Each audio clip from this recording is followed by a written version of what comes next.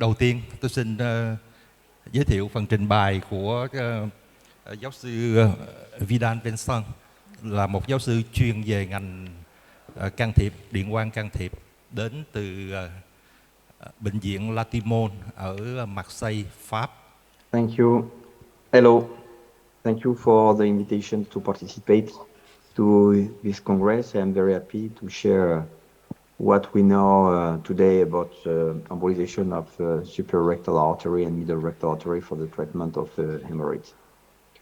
So, 5% of the French population suffering from hemorrhoids, and it's around 35,000 of surgical intervention each year. So many invasive technique has been developed to decrease the morbidity, and they are based on the treatment of arterial high flow. So if you look at that, how does it works? What is the physiopathology of hemorrhoids? So it's really complicated, and there is different path that you can work on. And you see that increasing abdominal pressure is really important because it leads to venous return, which is decreased. And in decreasing this venous return, you have a congestion of the sinusoid. So you have to fight against constipations, and this can lead to prolapse. You see that on stage 3 and stage 4 of these classifications of Golginger, you have a prolapse. So there is another point which is clearly aging. With aging, the tissue, which is old, with an impaired quality of the collagen, which go down, and it will lead to incontinence, swelling, itching. So this is clearly another point on where, of course, embolizations can do nothing. And the other symptoms is anemia. So anemia and rectal bleeding related to hemorrhoids, which can come from 5 to 15% of the GI's bleeding. And it's here, and it's the hyperperfusions of the sinusoid, which increase the blood stagnations and which leads to spurting, hosing, which are clearly the main symptoms of hemorrhoids. So you have seen that there is the rectorrhagi, there is a problem of the prolapse, and finally pain is not related so often by the patients, and pain is really related to thrombosis. It's clearly when there is a thrombosis that there is pain. So there is three questions in this kind of hemorrhoids. The point which is really important that there is a difference between internal hemorrhoids, which are vascularized by the corpus cavernous recti, this small artery, and external hemorrhoids. External hemorrhoids are only vein. It's not an arterial venous pocket. It's only vein. That's why this kind of vein can thrombosis, and you need to have a surgical excision of that. So it's completely different, and we are going to speak only about internal hemorrhoids. They are vascularized, they are here, and they are vascularized from 55% around by the superior rectal artery, but there is connection with middle rectal artery and inferior rectal artery. We're going to look more about that. And the role of hemorrhoids, every one of hemorrhoids, it's not vein, it's a cushion, and these cushions, the role of that is to participate to the anal continence for 20% of the resting anal pressure. So it's important to have the hemorrhoids, and the hemorrhoids are done by this corpus cavernosum recti, which is an artery which goes in a venous lake, you see, and it looks like a fistula, an arteriovenous fistula, and it gives the volume of the hemorrhoid. The role of that is not to bring oxygen, it's clearly to create the cushions, and there is no functional role specific only anal closure, and that's why the patients say that when they have hemorrhoids, they have red bleeding. It's really an arterial bleeding, it's not a venous bleeding, because this blood would come here has been desoxygenous. So we know that if you have a stage 3 or stage 4 hemorrhoids, which is a higher stage of illness, you will have bigger artery, and you will have an arterial flow which is bigger. If you have big artery, you will have more hemorrhoids. And when you look at this kind of artery, you see that there is a very low resistance index. So this is clearly how the question is. It's an arteriovenous shunt. So we need to treat it like an arteriovenous shunt. So you see here the small artery coming in the corpus cavernosum recti where the hemorrhoids are. And when you look at the angio, you can see it very well. So you can see it also in scanner, CT. So you see here inferior mesenteric artery with here the corpus cavernosum recti. You see here bigger artery. So you can go with your CT, and I don't do CT before the hemorrhoids, but anyway. So the main symptoms that we are going to treat with embolization is bleeding. So the surgeons have developed 15 years ago a technique which is a Doppler guide hemorrhoid artery ligations, which is a ligations inside the rectum of the artery, the superior rectal artery. You see this kind of. So we have proposed to do the same thing with an endovascular way, coming at the same locations around and do embolizations with some coils. So we use preferentially a coil of 2 and 3 millimeters fiber coil. I use a sidewinder catheter to go in the inferior mesenteric artery and a microcatheter for the superior rectal artery. So here is the setup in Marseille. I do a femoral approach, and if you do a 3D rotations, you can have a road mapping of all the superior rectal artery you have to embolize. You see here superior rectal artery entering in the corpus cavernosum recti. So you need to come from here with your microcatheter in hold the branch as far as possible. You see the tip of the catheter to insert your coil. Here is pushing coil. So you have to go down in all the branch and coming as far as possible and do the embolizations with some small coils. You can choose the coils you want. Some of other physicians do use detachable coils. I use pushable coils because clearly it's cheaper and it works very well. So here are the coils which are inserted. You see this one here, this one here, this one here. You have to treat all the branches, and you need to have no more blood coming below the pubis bone when you have finished. So this is the coil I inserted, which is a 2.7 millimeter pushable 018 coils, and I flush it with liquids, with water, saline. So it's very quick to insert. You see here on the video, I just flush it and make the packing. Here you have on the left, coil has been inserted on the right, and here you see the packing of the coils coming on the left. So we have published the first patients in 2014, and since we go further, we see this kind of patients. When you inject with your sidewinder in the inferior mesenteric artery, there is no artery coming in the corpus cavernosum recti, the rectum. So it seems a bit strange. So clearly, you need to go down as far as possible with your catheter. And when you inject distally, you see here that there is some branches coming in the corpus cavernosum recti, but there is a link direct with this middle rectal artery. So it's really interesting because if you put your microcatheter in the middle rectal artery, you see all the branches you have. So in some kind of patients, there is a competition between superior rectal artery and middle rectal artery, and you see the size here of middle rectal artery, which is bigger than superior rectal artery. So how to depict this middle rectal artery? Should you have to go in hypogastric artery to see it? No, I don't think so. With your catheter, you have to go as far as possible, and when you inject, you can depict, if there is a middle rectal artery, you will depict it. So it's really important to go distally, inject, and see if you have this kind of backflow in the middle rectal artery. And if you find the middle rectal artery, in these situations, I treat first the superior rectal artery, I insert a coil, and after I come in the middle rectal artery from the hypogastric artery, and if you look, when you inject here, you see the backflow coming in the superior rectal artery at the contact of the coil. So that means that if you have put only a coil here, you will have not closed all the door. So you need to close the door from the superior rectal and from the middle rectal artery. It's really important. So you can relate it to this article which has been published by our team in last year in Radiographics about all anatomy evaluations and treatment technique on hemorrhoids. So this is a new classification that we propose.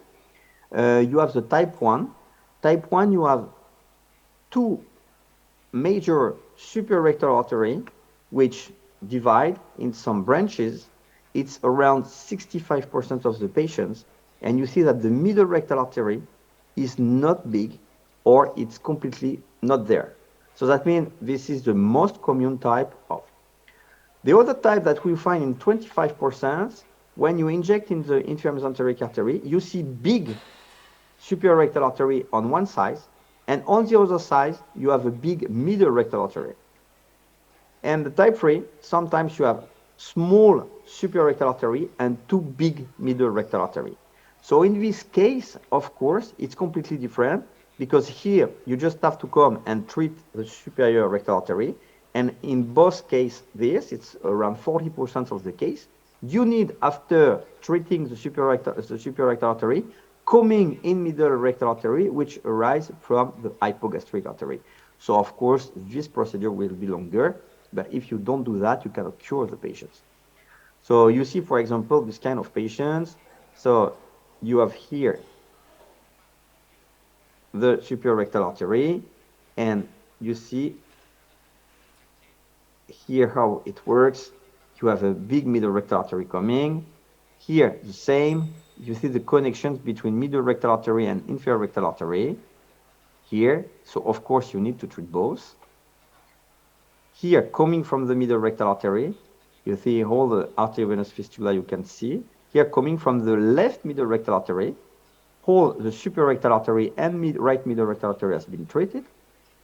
So how to embolize middle rectal artery? The best, I think, is to work like you work for prostatic artery. I do a 3D CT and I do a 3D roadmap, and after I go with the roadmap in the 3D.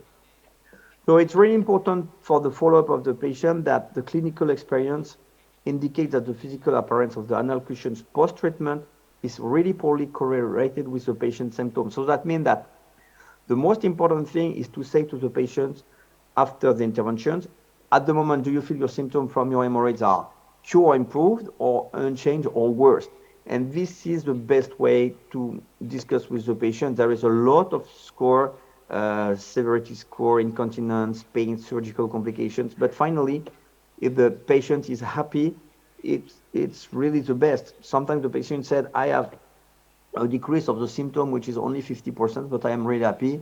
And that's great. And sometimes the patient said, I have 90% of decreasing of symptoms, but I'm still not happy because I was thinking that I will have 100%. So you need to deal with the patients, what they want to have. And finally, some patients need to go to surgery first, and some patients want to have embolizations first. So we have developed with Marc Sapoval and the French team of Paris the bleeding score, which was not available before. It's on 9, and you see it takes a frequency, the type, if there is an anemia, and what is the size of the discomfort. So the first 10 paper which has been published give a satisfaction around 70% with a technical success, which is high, and it's normal because it's not a big challenge to do the embolizations. But we don't know really what is better to use, coils or sphere. There was no major complications of this series, but of course this is small series, not really comparable. The first series which has been published, which is clearly prospective, was our series, and the bleeding score and the quality of life was really better after embolization, and that was statistically significant.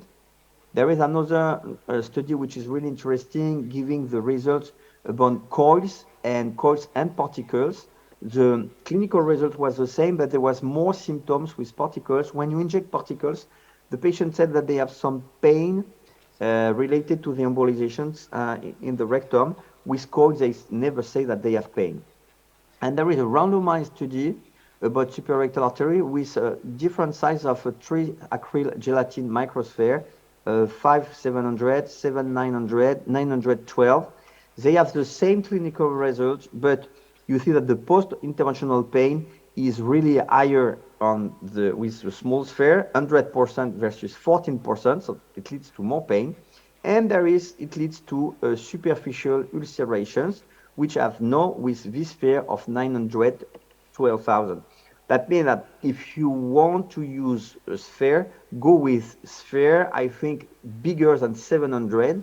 It will lead to less ulcerations, less pain, and it's really more safe. And finally, the result seems to be the same.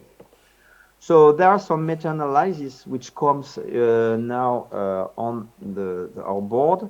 The technical success is still around 100%, and the clinical success is around 78%, which is important in the rebleeding rate, which is 21% versus 10% when you use particles and coils. So now we think that using particles seems to be better, but of course, with we need to be going with big particles to don't lead to ischemia. So there is some theory about transradial approach.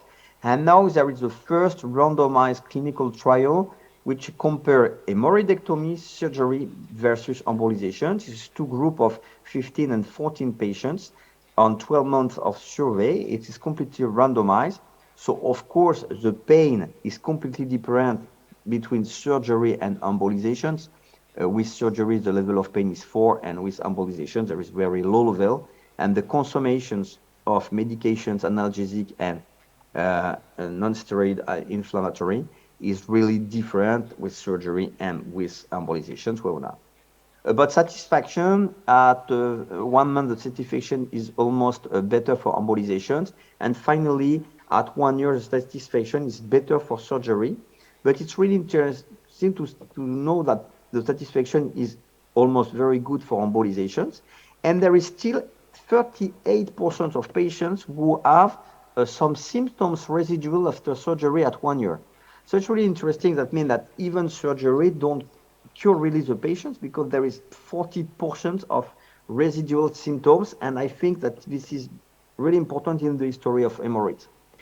On this study, for the emboling group for bleeding, we have 83% of complaint improvement. So now you see that there is a study everywhere in the world. It's really important to remember that you have 30% of recurrence at 1 year with Doppler ligations, 50% of recurrence at 1 year with rubber band ligations, and finally, hemorrhoid is around 25%. So that means that with the other non-invasive technique, we are not so bad, we are good. And why can it fail in 25%? I think most of them, it's a bad indication. That means that patients come and finally they have symptoms which are not completely related to hemorrhoids, or the prolapse is the main symptoms, and you are not going to cure the prolapse, so the patient is not happy. So I think the bad indications is not good. Bad technique, of course, if you treat only superior rectal artery, and if there is a middle rectal artery, you will have not done the job. So on the algorithm for the treatment of hemorrhoids, there is still not on the last paper on hemorrhoids, but clearly hemorrhoids comes here on stage 2 and stage 3 can be used, but we used also in stage 1 when there are very small hemorrhoids, but finally some bleedings. There are some patients who do that, and some stage 4 when the patients are not suitable for surgery, but they want to have, for example, and they have still a lot of bleeding.